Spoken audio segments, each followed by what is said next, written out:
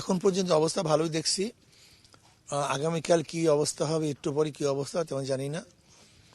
নির্বাচন রেজাল্ট ঘোষণার আগ পর্যন্ত আমি এই কথা বলবো না যে নিরপেক্ষ, গ্রহণযোগ্য, সুষ্ঠু নির্বাচন হয়েছে, এই কথা আমি বলবো না।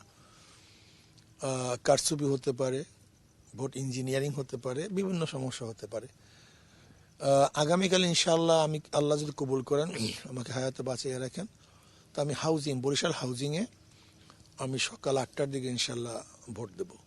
না, আমাদের আমি মনে করি অনেকগুলি সেন্টারে ঝুঁকিপূর্ণ, অনেকগুলি সেন্টারে আমাদের ঝুঁকিপূর্ণ। যেরকম আপনার রাজারচর পাস একটা সেন্টার আছে যেটা ঝুঁকিপূর্ণ।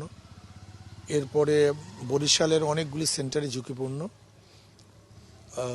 আমরা নির্বাচন কমিশনে দরখাস্ত দিয়েছি, তাদেরকে জানিয়েছি যে আমরা মনে করি সমস্ত সেন্টারগুলি ঝুঁকিপূর্ণ, কাজে সমস্ত সেন্টারগুলিকে প্রোটেকশন দিতে হবে।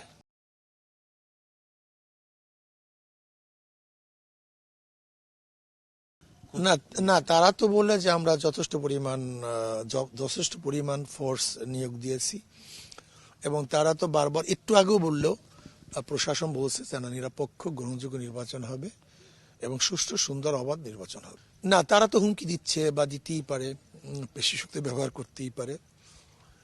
এর জন্য আমি বলবো যে অবশ্যই প্রশাসনকে সচেতন থাকতে হবে, কোনো অবস্থাতেই যেন অগ্রহণযোগ্য নির্বাচন না হয়। গ্রহণযোগ্য নির্বাচন যেন উপহার দিতে পারে। আমি বরিশাল প্রশাসন সব বাংলাদেশের প্রশাসনকে অনুরোধ করব। না, আলহামদুলিল্লাহ, দীর্ঘদিন পর্যন্ত তারা ভোট দিতে পারে নাই। এখন ভোট দেওয়ার জন্য খুবই আগ্রহী এবং সংখ্যা তো আছি, যেহেতু বিগত নির্বাচনগুলি সুস্থ হয় নাই, সুন্দর হয় নাই, কাজে আগামী নির্বাচন সুষ্ঠু, সুন্দর হওয়ার আগ পর্যন্ত জনগণের সংখ্যা মুক্ত হবে না। যদি এই নির্বাচন আগামী 12 তারিখে নির্বাচন, কালকে নির্বাচন সুন্দর হয়, সুস্থ হয়, তাহলেই মানুষের মনের থেকে সংখ্যাটা দূর হবে।